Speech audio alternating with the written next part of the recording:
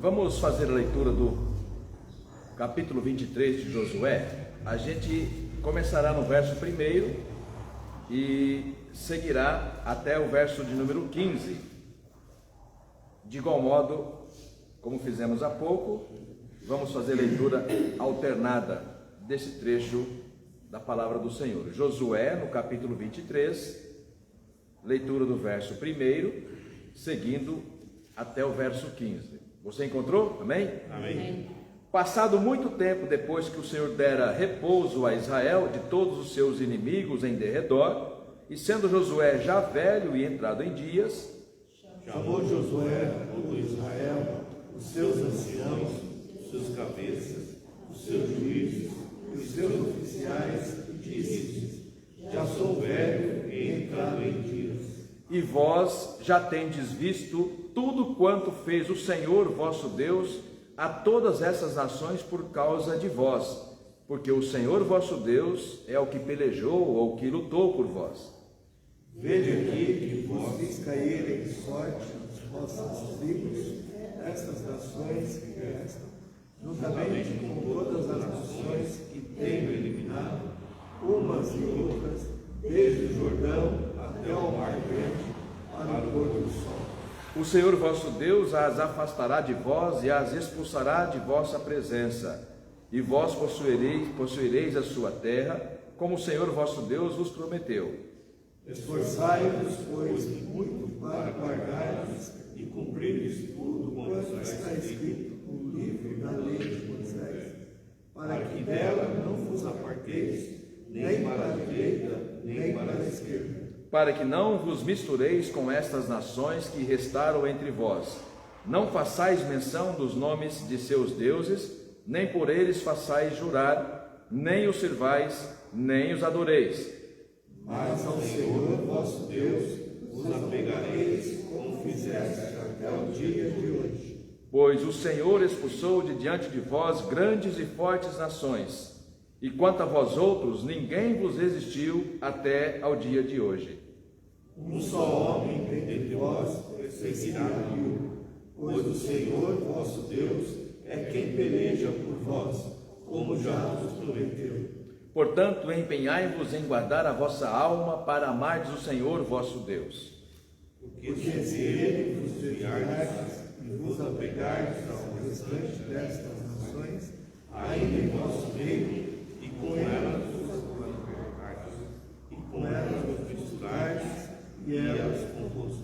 Sabeis certamente que o Senhor vosso Deus não expulsará mais essas nações de vossa presença, mas os serão por laço e rede, e açoites às vossas ilhargas, e espinhos aos vossos olhos, até que pereçais nesta boa terra que vos deu o Senhor vosso Deus. Eis que já hoje sigo pelo caminho de todos os da terra, e vós bem sabeis de todo o vosso coração e de toda a vossa alma, que nem uma só promessa caiu. Todas as boas palavras que falou a vós, Senhor, vosso Deus, todas vos sobreviveram, nenhuma delas falhou. E aí até o 15, e sucederá que, assim como vieram sobre vós todas essas boas coisas que o Senhor vosso Deus vos prometeu, assim cumprirá o Senhor contra vós outros todas as ameaças, até vos destruir de sobre a boa terra que vos deu o Senhor vosso Deus. E aí, como na sequência o texto já é conhecido, lá no capítulo 24, a gente vai ler, eu vou ler para você, você ouve o verso 14, o verso 15 e o verso 16, concluindo a leitura. 24 na sequência, concluindo o livro, verso 14, verso 15 e verso 16. Agora, pois, temei ao Senhor e servi-o com integridade e com fidelidade. Deitai fora os deuses aos quais serviram vossos pais da além do Eufrates e no Egito, e servi ao Senhor. Porém, se vos parece mal servir ao Senhor, escolhei hoje a quem servais. Se aos deuses a quem serviram vossos pais que estavam da além do Eufrates, ou aos deuses dos amorreus em cuja terra habitais. E aí Josué fala: eu já tomei minha decisão, eu e minha casa serviremos ao Senhor. Então respondeu o povo e disse: longe de nós o abandonarmos o Senhor para servirmos a outros deuses. Até aí.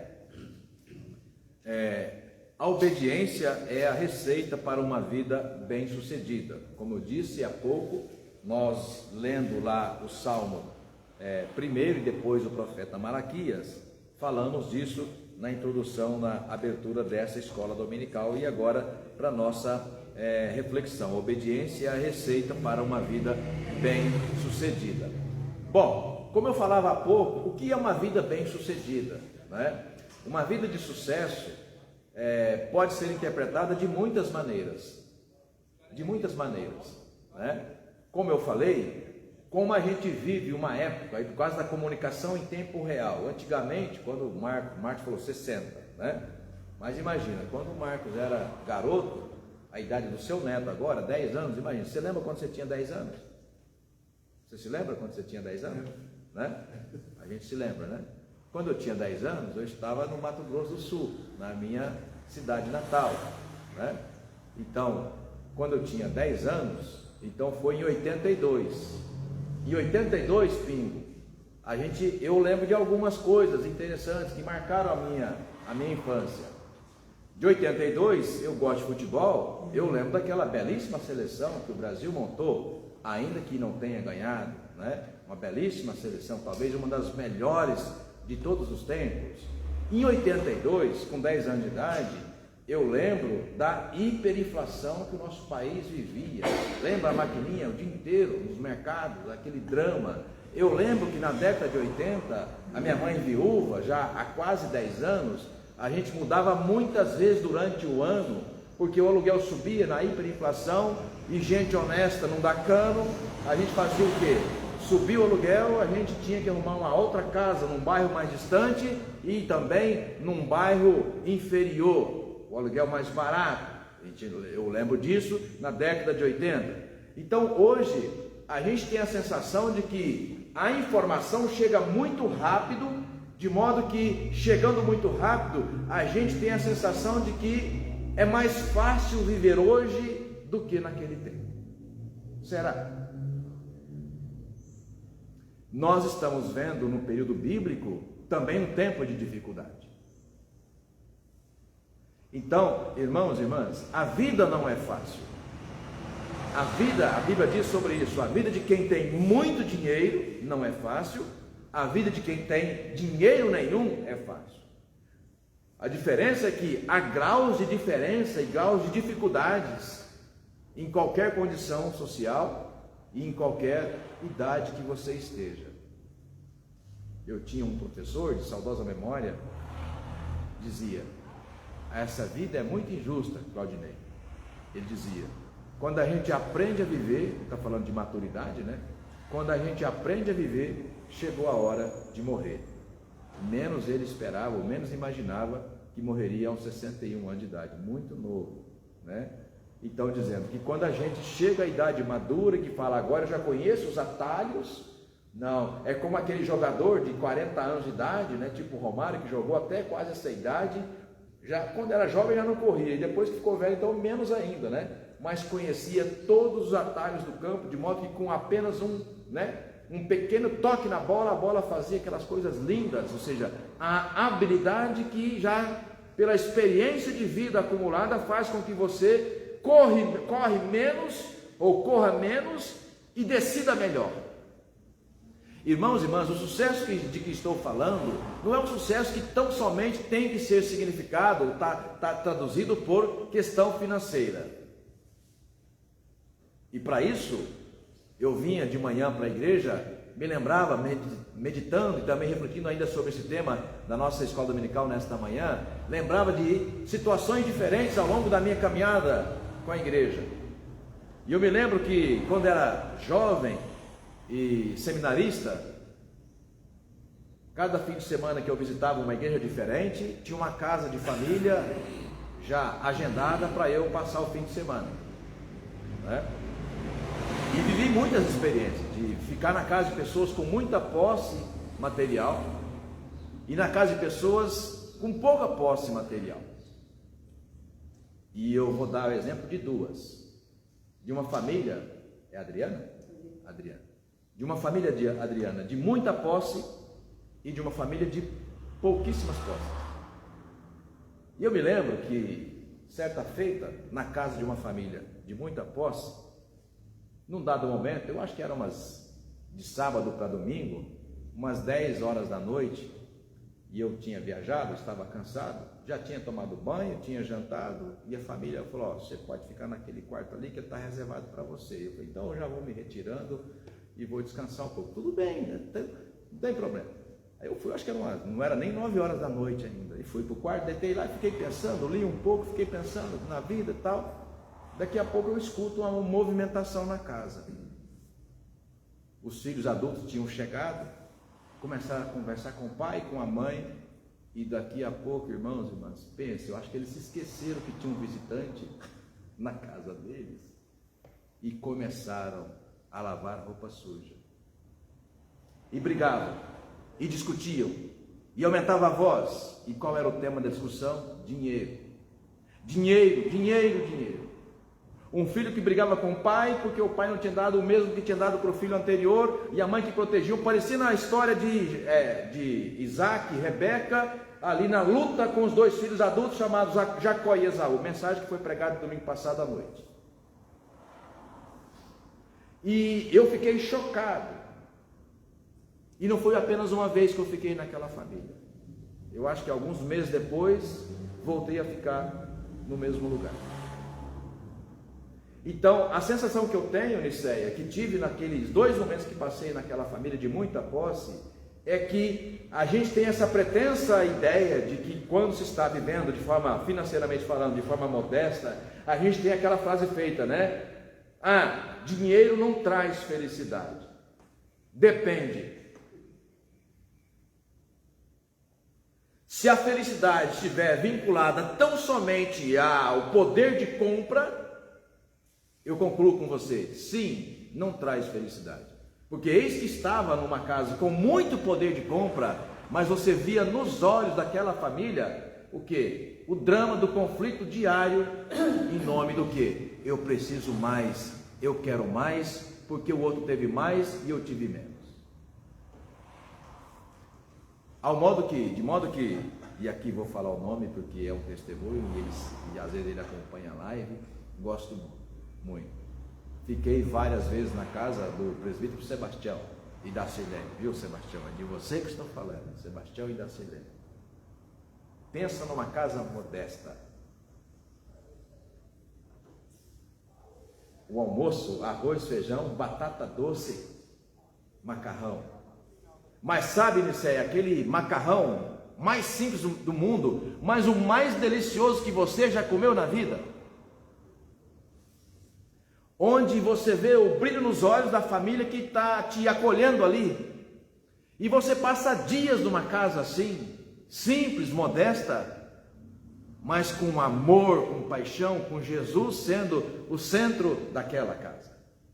Então, quem traz a felicidade, quem traz um ambiente saudável, não é o que você tem ou o que você não tem, mas é a condição que você escolheu administrar a sua vida e a sua família.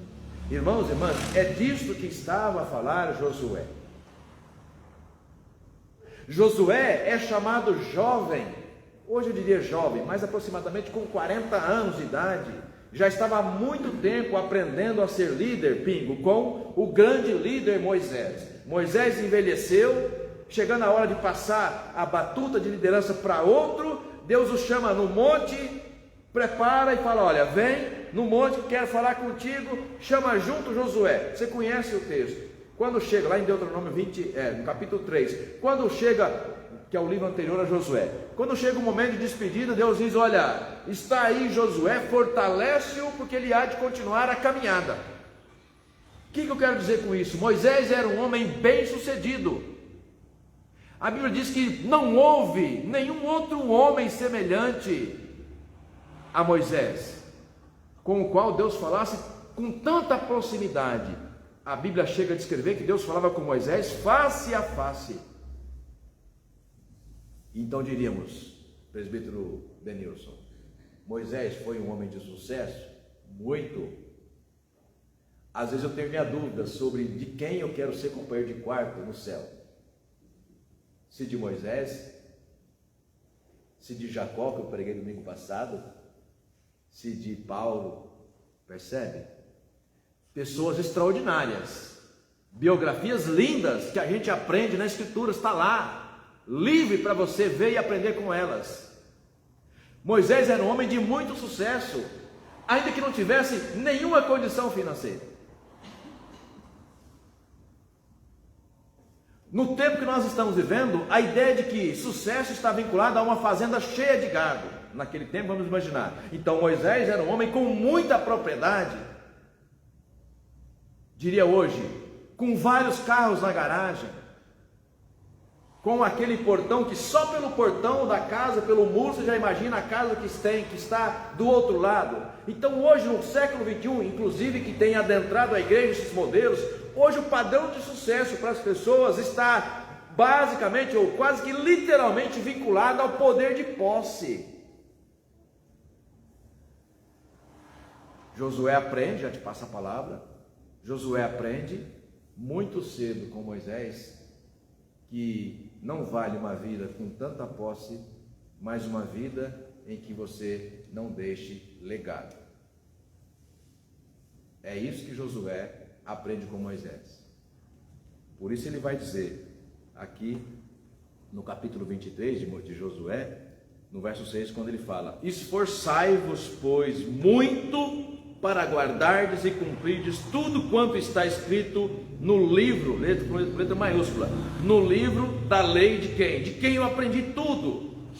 Os atalhos da vida para gerar a minha família, cuidar dos meus filhos, administrar as minhas posses, enfrentar os conflitos da vida, os problemas, as crises, e de que maneira problemas e crises, conflitos familiares, conflitos com a saúde física, conflitos com o dia a dia da nossa vida. A ciência é de que maneira eu enfrentar tudo isso sem perder a minha dignidade, sem perder a minha honestidade, a minha honradez e, sobretudo, sem perder a minha fé e obediência ao Senhor. Esse é o segredo da vida. Josué aprende muito cedo com Moisés que uma vida boa mesmo é aquela que você deita, bota a sua cabeça no travesseiro e fala: Deus é muito bom, meus filhos são bênção, meu casamento maravilhoso, estou chegando no fim da vida. Quando olho para trás, fico feliz de saber o quanto Deus foi generoso comigo. E alguém pode dizer isso, Helvi, mesmo não tendo muitas posses. Percebe? Pode falar. Essa semana passada, vivemos assim uma coisa, o Luiz falou, né? A Daiana ligou e falou: vai vir um colega do Luiz fazer um trabalho. Tudo bem, veio um. Outro dia ele não conseguiu terminar, veio mais 3. E ele trouxe os meninos, sentaram lá, né? E lá em casa as coisas são simples em tudo, né? A turma fica lá, na sala, guarda tudo, mas a gente não tem vergonha, porque está sempre arrumada. Da maneira que a gente vive, a gente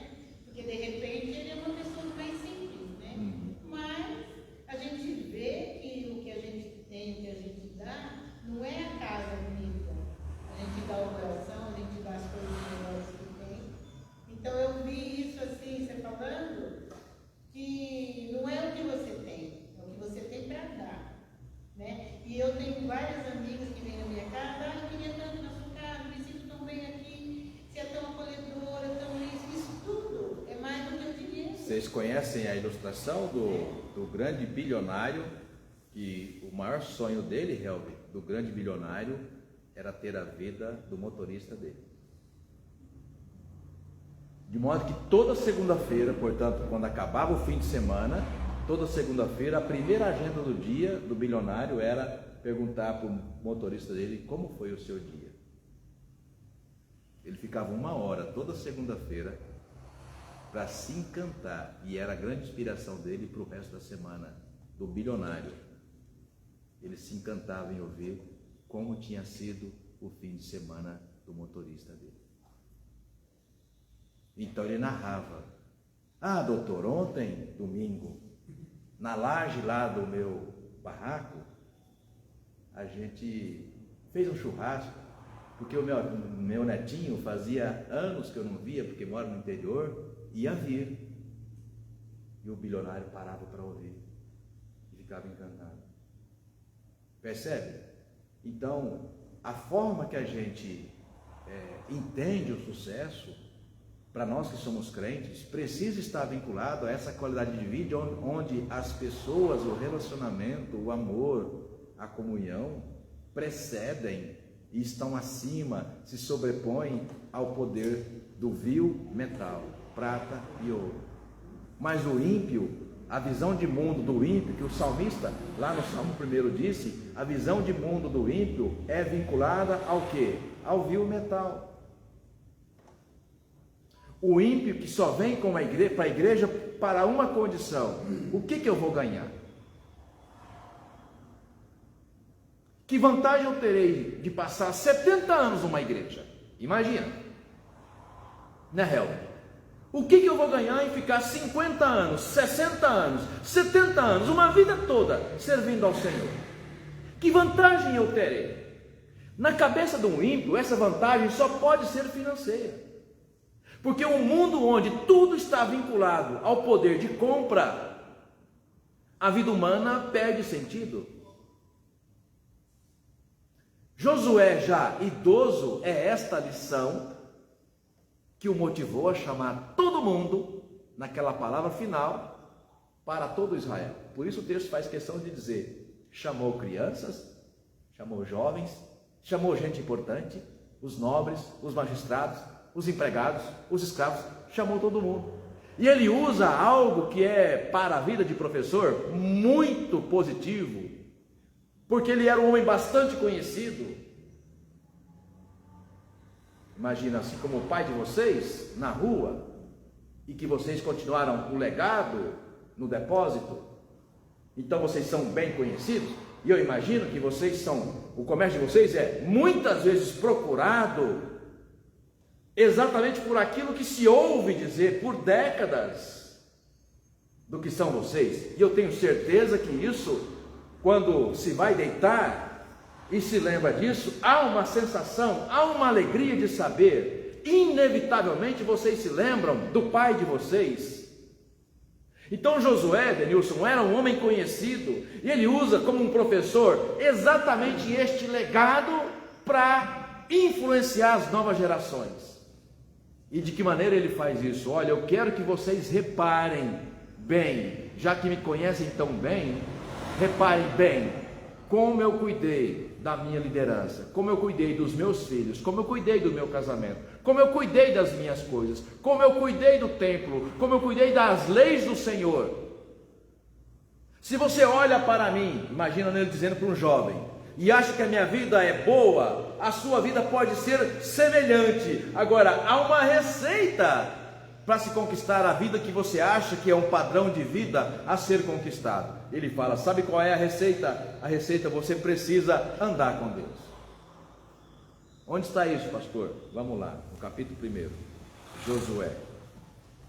Nós lemos o 23, então você vai ver Josué 23, Josué está idoso, pingo, 100 anos de idade, 110 anos de idade aproximadamente, terminando a sua missão.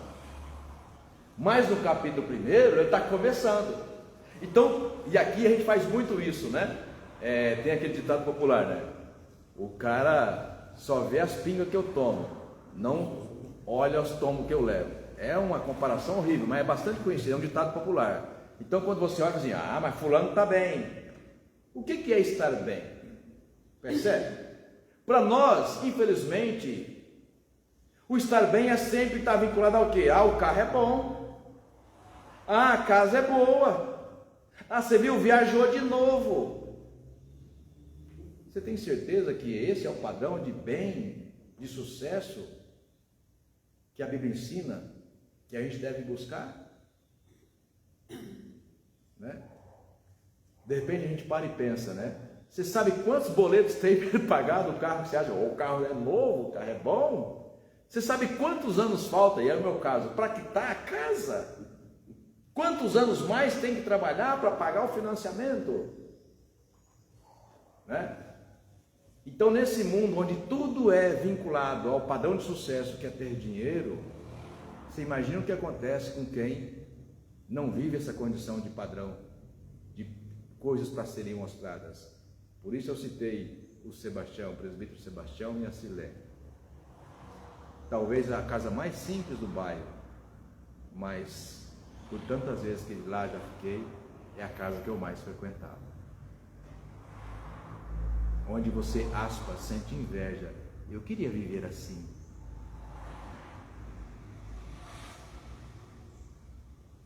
Você entra na casa do Sebastião, ele tem um Monza 91. Quem é que está sonhando com um Monza 91? Tá?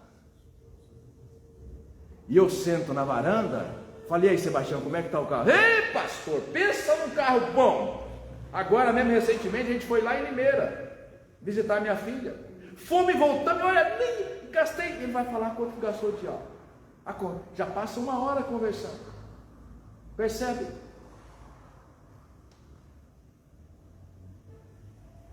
Qualquer atividade na vida da igreja, o presbítero Sebastião está lá. Todo mundo conhece o presbítero Sebastião. Tchãozinho. Se você imaginar, sonhar em precisar de alguma coisa e ligar para ele está na porta da tua casa. Tá? Então a gente pensa no coração. A vida pode ser tão boa, mas pode ser tão ruim. Depende da visão de mundo que você espera construir. Josué aprende muito cedo, Helvin, que esse era o padrão que devia implantar na sua vida, nas decisões que devia tomar. No capítulo 1, como eu disse, no capítulo 1, Deus se manifesta a Josué, ainda jovem, se comparado à idade final, quando ele vai terminar o seu ministério, aqui por volta de 40 anos. Verso 7, capítulo 1, Josué, verso 7, ele diz: tão somente ser forte e muito corajoso para teres o cuidado, de fazer segundo toda a lei que meu servo Moisés te ordenou. Dela não te desvies, nem para a direita, nem para a esquerda, para que sejas o quê? De novo aparece a expressão, bem sucedido. Ou seja, você quer ter uma vida boa, uma vida, de novo, não está necessariamente vinculada à questão do poder de compra. Você quer ter uma vida boa, você quer dormir bem, você quer ter uma mulher, uma esposa adorável, um esposo adorável, filhos que honram, que glorifiquem a Deus, filhos que te dê alegria. Uma casa que, ainda que não impressione pelo valor que ela custa, mas uma casa que de fato transpire ou inspire o tempo todo alegria, paz, comunhão, harmonia, ou seja, um lugar gostoso para se estar. Ele fala, claro que eu quero. Então o que eu tenho que fazer? O que você tem que fazer? Ele fala assim, não te desvies, nem para a direita, nem para a esquerda, para que sejas o quê? Bem sucedido por onde quer que andares. Não cesse de falar desse livro da lei. Antes, medita nele. Percebe que é a mesma linguagem do salmista? Dia e noite. Né? Para que tenhas cuidado de fazer segundo tudo quanto nele está escrito. E então ele fala, prosperará no teu caminho. De novo ele repete a expressão. E você vai construir o que você espera construir. Não te mandei eu, ser forte, corajoso, não temas nem te espantes, porque o Senhor teu Deus é contigo por onde quer que andares.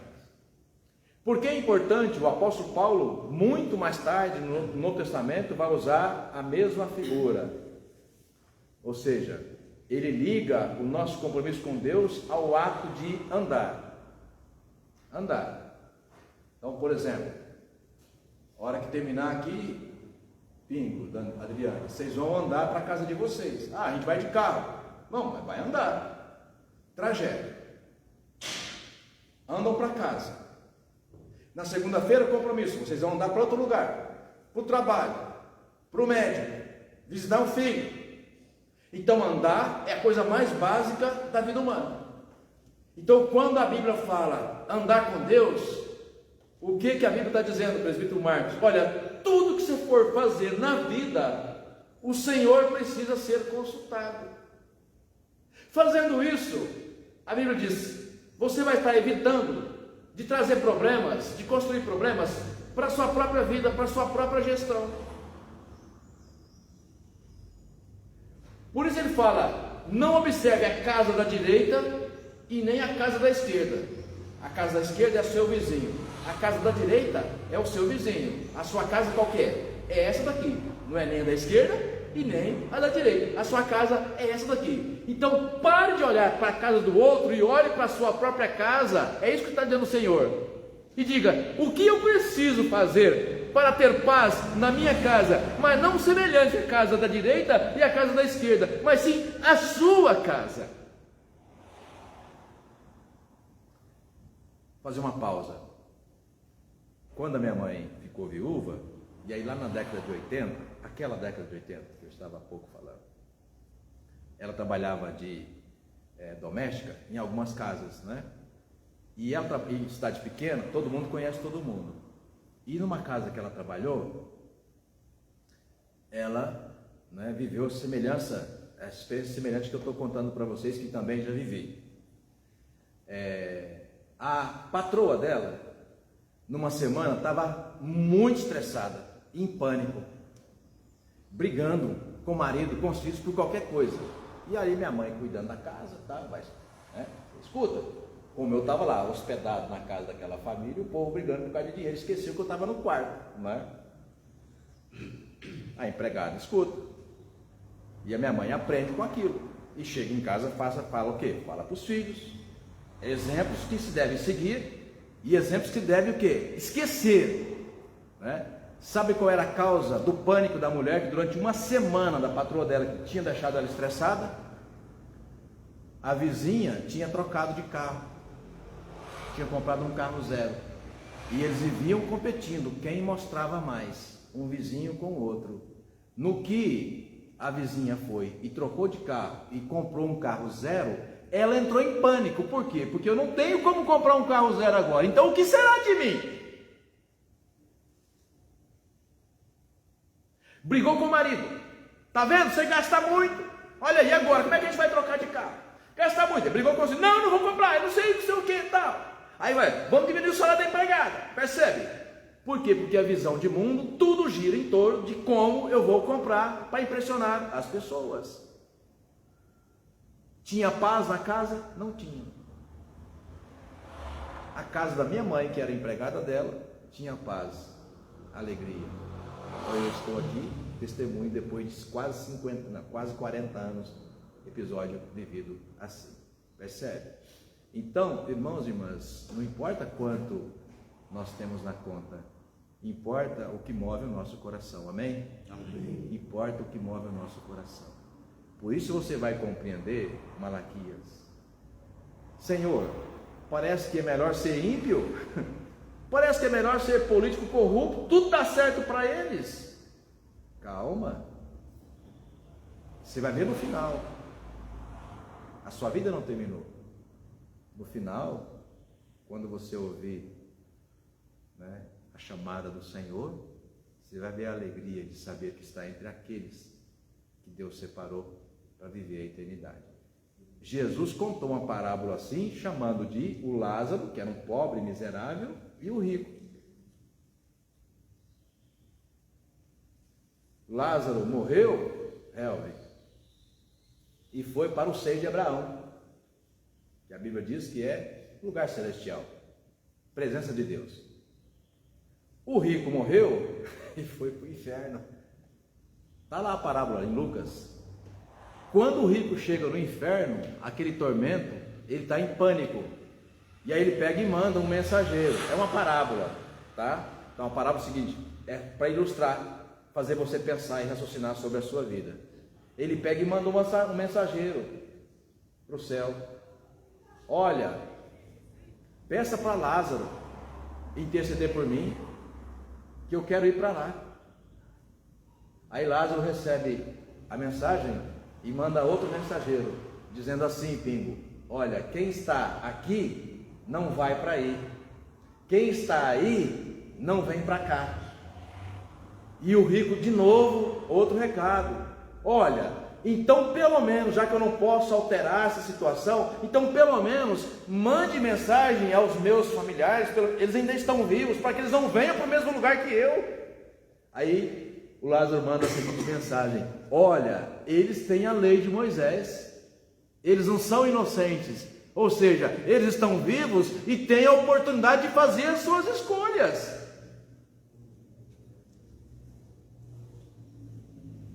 Vê que mensagem forte. E qual era nessa parábola a lógica? O rico vivia regaladamente. Lázaro quantas vezes batia na porta da casa linda pedindo comida? Percebe? Então, irmãos, a vida que nós administramos na terra, enquanto nós estamos respirando, precisa ter as digitais do Senhor. É isto que o texto fala para Josué. Como eu faço para ter uma vida boa, Leila, como teve o grande líder Moisés? Pensou Josué. Deus dá a resposta. É só você imitar as escolhas que ele fez na vida. Nem à esquerda, nem à direita, mas na sua casa. Coloca o padrão do Senhor. Como, por exemplo, a oração de Salomão. Salomão começou bem. Ontem eu falei de Salomão no culto lá em São Caetano. Salomão começou bem. Uma linda oração de Salomão, ele fala, Senhor, eu não peço que o Senhor me dê demais para eu não ficar arrogante, e nem que o Senhor me dê de menos para eu ficar miserável. Me dê uma vida equilibrada, uma vida que me dê paz. Ele começa bem, mas depois ele entende que uma vida só teria sentido se ele fosse muito poderoso. Quando a rainha de Sabá vai e visita e começa a falar aquelas coisas para ele que você ouviu ontem, Leila, você é o cara. Isso é que é vida. Imagina, olha a casa que você tem, os carros que você tem, as viagens que você faz. Salomão infla o peito e fala, e eu sou mesmo o cara. Ali começou a derrocada ali. Termina de modo lamentável. Irmãos e irmãs, que neste período de já nos aproximando para o final de ano, a gente tenha esta clara reflexão. Para que cometer os mesmos erros em 2025 que nós já cometemos em 24, em 23, em 22, ou mesmo no meu caso, né, que reportei, imagina, em 82. Quantas décadas insistindo no mesmo caminho? Para quê? Se a gente já conhece o resultado. Então sempre é a ocasião da gente repensar as escolhas que nós fazemos para continuar a nossa caminhada. Se temos paz, se vivemos em paz e harmonia, ainda que tendo uma vida financeira ou uma vida material modesta, é possível, é necessário ser feliz, ter paz, alegria, comunhão e harmonia em casa, mesmo não tendo luxo. Nada contra o luxo, mas o luxo não pode ser o fundamento principal da sua casa, né? Até porque, no final, nada disso, quem nunca ouviu? Eu sou mais jovem do que muitos de vocês, mas quem nunca ouviu a frase, né? Que caixão não tem gaveta. Eu tive um presbítero, o Sr. José Batista, de saudosa memória, e toda vez que a gente falava sobre, né, numa aula de escola dominical, falava sobre essa questão financeira, né, de uma vida de posse, uma vida sem posse, ele lembrava uma frase feita que eu nunca esqueci. Ele falava assim, pastor, o dinheiro é do diabo, mas o senhor quer ver o diabo, fica sem dinheiro, né? Ele fazia essa frase feita, né, com relação ao dinheiro. Ela pode ser boa no mesmo sentido que ela pode ser ruim, né? Mesmo numa vida sem dinheiro, né? Então, por mais que a frase feita pareça interessante, né, uma vida sem dinheiro não significa uma vida onde você está vivendo no inferno. Senão teria que dizer que a parábola que Jesus contou sobre Lázaro e o rico, né, é uma parábola infeliz. Lázaro não tinha nada, absolutamente nada, vivia do que tinha para comer no dia, né? E no entanto, uma vida que terminou como, né? Um legado que deixou, terminou na presença ou no seio de Abraão, né? Vamos terminar? Vou pedir para você, abra comigo duas passagens. Vamos abrir lá em Gênesis 28, já estamos terminando. Na semana passada, no domingo, nós citamos esta passagem belíssima, né? Gênesis 28 é o primeiro livro da Bíblia. Gênesis 28, eu vou ler para você do verso 18 até o verso 22.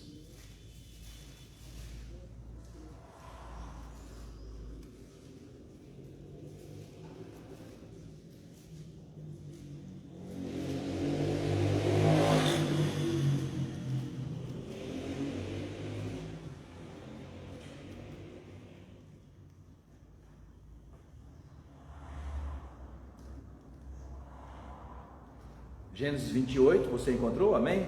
Amém. Verso 18 até o verso 22. Tendo-se levantado Jacó cedo de madrugada, tomou a pedra que havia posto por travesseiro e a erigiu em coluna, sobre cujo topo entornou azeite. E ao lugar, cidade que outrora se chamava Luz, deu o nome de Betel.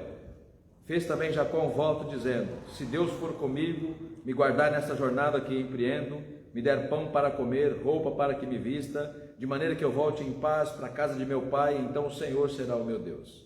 E a pedra que coloquei por coluna será a casa de Deus, e de tudo quanto me concederes, certamente eu te darei o dízimo. Então, aqui, como vocês sabem, Jacó, saindo de casa com muito problema, brigou com o irmão queria matá-lo, ele sai corrido de casa. Na primeira noite fora de casa, dormindo na rua, o travesseiro foi uma pedra, o Senhor apareceu a ele, ele teve um encontro com Deus. E ele toma uma decisão: Senhor, eu preciso de tudo, estou saindo fugido de casa, quais são os meus sonhos? Eu quero casar, eu quero ter filhos, eu quero ter uma família, eu quero ter um emprego, eu quero ter trabalho, e quando eu envelhecer eu quero voltar para a casa dos meus pais, que é onde eu nasci. E ele faz um voto: jovem, e se o Senhor me abençoar nisso, o Senhor será o meu Deus. Toda vez que eu abrir minha boca, eu vou falar tudo que eu tenho, que eu construí, a minha família que todo mundo acha maravilhosa, e eu também, e de fato é maravilhosa, tudo que eu construí na vida só tem um significado: o Senhor esteve comigo. É essa a palavra que o jovem com muito problema, chamado Jacó, fala com Deus quando ele tem um encontro com Deus. O tempo passa, a vida vai longa, e aí lá, a passagem que eu quero que você lê na sequência, aí veja no capítulo 31, Gênesis ainda, 31,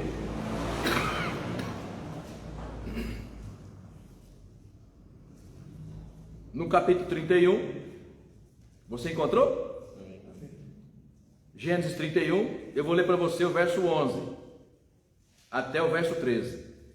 E o anjo de Deus me disse em sonho, tá? Ou seja, em oração. Faz uma pausa aqui. Então imagina, ô Pingo, a situação de Jacó era a seguinte: ele sai de casa fugido, problema com o pai e com o irmão. Ele enganou o pai, mancomunado com a mãe gostava mais de um filho, sabe, né? A mãe gostava mais de um filho e o pai gostava mais do outro. Um filho era mais próximo da mãe, outro filho era mais próximo do pai. Só que na lei judaica, na lei hebraica, né, quem nasceu primeiro seria o chefe de tudo quando o pai morresse. Ele chama de primogênito. Ah, mas eles eram gêmeos. De fato, eram gêmeos. Quem nasceu primeiro? Foi o Marcos ou foi o Batista? O registro batista. Tá bom. Ó, essa frase, Freud estudaria essa frase, hein? No registro, no registro é batista, mas ó, quem manda sou eu. Foi assim que eu entendi, né? Mas veja, então, no registro, a lei diria, o primogênito é ele. Então, na tradição hebraica, na ausência do pai, na morte do pai, quem vai mandar é ele. Aí imagina o Marcos brincando, mas pera lá, eu sou mais ligeiro, né? Tem mais visão de negócio, tudo mais, e tal, não sei o quê. Só porque ele nasceu primeiro vai ser ele. Tá, mas é o que diz a lei. Aí a mãe mais próxima do Jacó fala, não, vem cá, vamos resolver isso. Essa mulher daquele jeitinho, né, e tal. Vem cá, e tal, e tal. Enfim, fizeram uma trama, o pai já estava bastante idoso, com a vista pesada. O Esaú tinha bastante pelo. Trabalhava no campo, era caçador, perito caçador. O pai amava comer a caça que o filho, né, caçava e preparava. Já o Jacó era menino criado em cozinha, sabe, sem pegar sol, de apartamento, né? Não tinha pelo, era limpo, coladinho na mãe.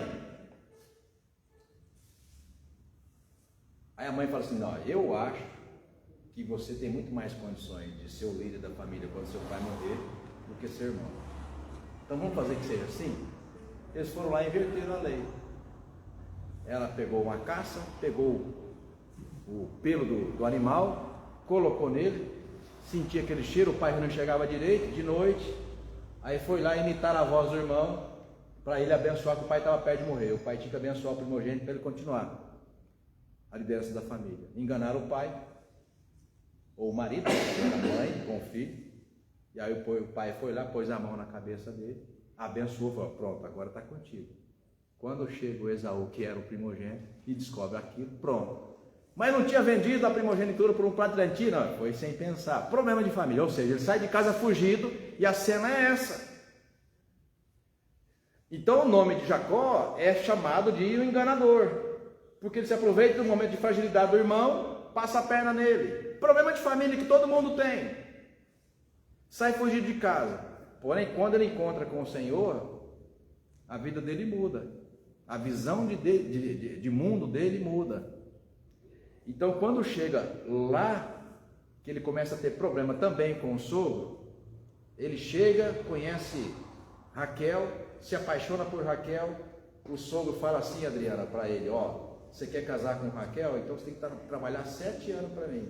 Depois que você trabalhar 7 anos para mim, você vai ganhar o dinheiro suficiente para casar com a minha filha. Beleza. Foi lá, trabalhou 7 anos. Quando chegou no dia do casamento, foi lá, o sogro deu bastante vinho para ele, ficou feliz da vida, né? Tipo assim, né? Tomou tanto que ficou meio que perdendo o controle dos passos. Entrou na tenda, que é a tenda da núpcias, né, filha? Na noite de núpcias. Entrou na tenda, estava já para lá de Bagdá, como diz o caipira. Ao pai ou sogro, ao invés de colocar a mulher, a noiva, né, para entrar nas núpcias, colocar a Raquel, o que o pai fez? Ele foi lá, pegou a filha mais velha, que chamava Lia, e Jacó não tinha visto de noite, deitou com ela. Quando ele acorda de manhã, que olha e vê que é a Lia e não a Raquel, ele fica louco. Você percebe que é a mesma lógica que Deus está dizendo para ele, ó, o mesmo que você usou com seu irmão, estão usando com você agora, né? Você já tinha percebido que era isso? Deus fala para ele, está vendo? O mesmo que você fez com seu irmão, você está colhendo agora. Você enganou o seu irmão e agora teu sogro te enganou. O que ele faz? Ele briga? Ele entra em pânico? Ele fala, não. O que eu tenho que fazer para casar com Raquel? Você vai trabalhar mais 7 anos. Ele trabalha, né? Então, o 31, verso 11, diz assim, e o anjo de Deus me disse em sonho, Jacó, eu respondi, eis-me aqui. Ele continuou, levanta agora os olhos e vê que todos os machos que cobrem o rebanho são listados, salpicados e malhados, porque vejo tudo quanto o que Labão está te fazendo. Labão era o sogro dele. Eu sou o Deus de Betel, lembra? Deus de Betel, quando ele saiu de casa, ou seja, eu sou o Deus que te apareceu lá naquele dia que você fez um voto comigo. Se o Senhor me abençoar no meu casamento, nos meus filhos, no meu trabalho, tudo que eu tenho que fazer, o Senhor será o meu Deus.